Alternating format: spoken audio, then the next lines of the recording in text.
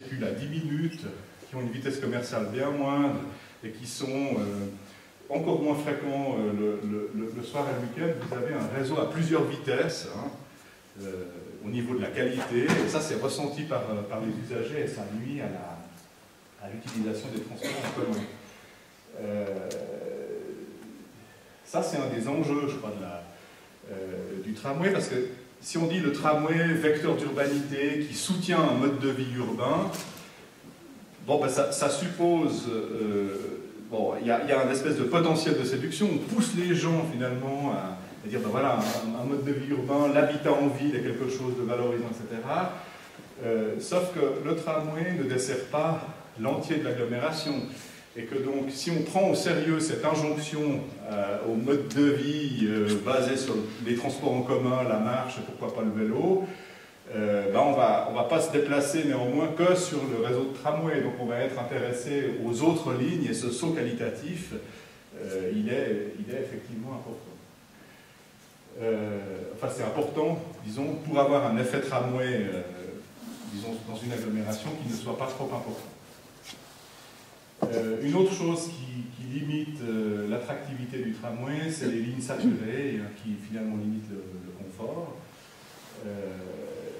Le confort, la qualité du temps de trajet, c'est évidemment la place assise, encore plus maintenant qu'il y a 10 ans, parce que quand on a une place assise, on peut faire plein de choses.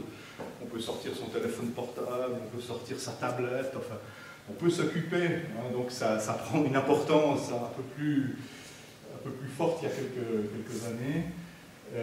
La question de l'articulation transport-urbanisme, qui est plus ou moins bonne suivant les agglomérations, elle joue aussi un rôle sur l'attractivité du tramway. Finalement, le tramway, il donne accès à quoi? Si on a un tramway qui dessert un centre urbain, mais que l'agglomération se développe dans des franges urbaines et dans des entrées de ville qui ne sont pas desservies par ce moyen de transport, mais essentiellement par des grandes rocades routières, ça va effectivement limiter l'attractivité de ce moyen de transport aussi. Il y a évidemment la question de la fiabilité du service, qui comprend d'ailleurs aussi la question de la grève dans le cas français. Donc voilà pour le cas français. Puis alors maintenant, si on revient en Suisse, ça fait combien de temps que je parle? Parce que moi je peux poser des heures. Ça va? Encore 5 minutes, bon ben c'est parfait. Alors en Suisse, en Suisse, on est un petit peu comme dans la situation de l'Allemagne, on a des réseaux historiques. Hein, les 6 réseaux de tramway, il y en a 5, bientôt 6 avec le DAM. Donc Zurich, Bâle, Berne, Genève et Neuchâtel sont des réseaux historiques. Donc ça c'est un atout. Finalement c'est ambigu, ça peut être un atout et ça peut être un handicap.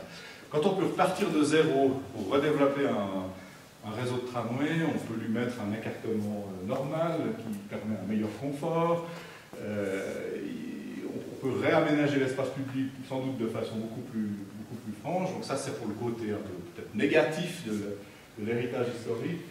Par contre, l'avantage, l'atout du réseau historique, c'est que finalement, souvent, les taux d'utilisation des transports publics sont restés élevés, et cette habitude d'utiliser le transport public est restée importante grâce finalement à ces réseaux qui sont restés. Puis, ces réseaux, en plus, souvent, le tram a quelque chose à faire avec l'identité urbaine de Zurich, de Bâle et de Berne. Hein. Il y a quelque chose là, de lié, et ça c'est tout à fait intéressant, puis évidemment, c'est quelque chose qui a été perdu dans des réseaux qui sont reconstruits ex nihilo dans les années 90, qui peut évidemment se reconstruire petit à petit. Sinon, les atouts des tramways en Suisse, c'est des fréquences très élevées, c'est des réseaux de qualité unifiés.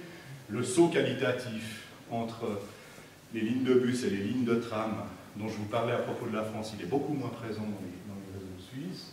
On a une bonne articulation transport entre finalement l'offre de transport public et l'urbanisation, et puis on a une bonne fiabilité du service. Par contre, ces réseaux de tramway ont aussi des points faibles. Ils ont des vitesses commerciales qui sont faibles en général. Alors la Palme, le réseau genevois sans doute. Hein. C'est particulièrement embêtant pour le réseau genevois parce que les lignes sont longues. Le réseau bernois, les lignes sont courtes. Donc à la limite, s'il va à 14 ou 15 km/h, quand vous faites 1 ou 2 km, c'est pas très grave. Si vous en faites 10, évidemment, ça prend quand même un petit peu de temps. Il y a peu de valorisation de l'espace public associé au tramway. Alors ça, c'est aussi lié au caractère historique des réseaux de tramway en Suisse. Puis il y a peut-être aussi une dimension culturelle. Ces aménagements, tout ce qui a été fait autour du tramway en France en particulier, c'est peut-être politiquement un peu plus difficile à faire passer dans des agglomérations suisses. Alors ça, c'est typiquement peut-être un point qu'on peut discuter. Donc du coup, l'image du moyen de transport est beaucoup moins forte qu'en France. En fait, c'est un petit peu des bus sur rail, ces tramways d'une certaine manière.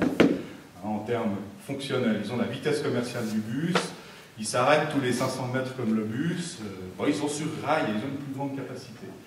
Et puis, il y a la question de la saturation des lignes. Souvent, ces réseaux de tramway sont très fortement saturés. Voilà, je vais m'arrêter là en disant, juste peut-être pour terminer, sous forme un petit peu allusive, on a terminé une expertise sur le réseau de tramway de Genève, comme je vous le disais, il y a quelques mois. Le réseau de Genève, il a ceci de particulier, je pense qu'on peut dire qu'actuellement, il n'y a pas d'effet tramway à Genève. C'est-à-dire que les effets tramway dont je vous parlerai à propos de la France,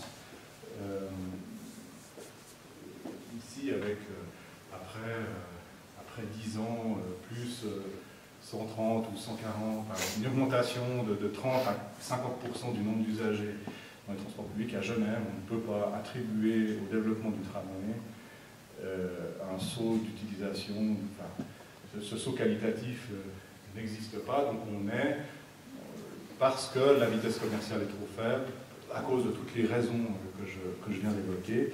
Et donc, je voulais finir par là en disant, dans le fond, le tramway et son renouveau, l'exemple le plus emblématique actuellement, c'est sans doute Genève en Suisse, au vu du nombre de lignes qui ont été, nombre de kilomètres de lignes qui ont été mises en service. C'est pas pour ça que c'est un mode de transport emblématique qui a permis un saut qualitatif, qui a permis un saut d'image extraordinaire. Ça dépend complètement de ce qu'est ce tramway, quelles sont ses performances, quelle est son insertion dans la ville, la manière dont il a été conçu et la manière dont il est exploité. Voilà, merci.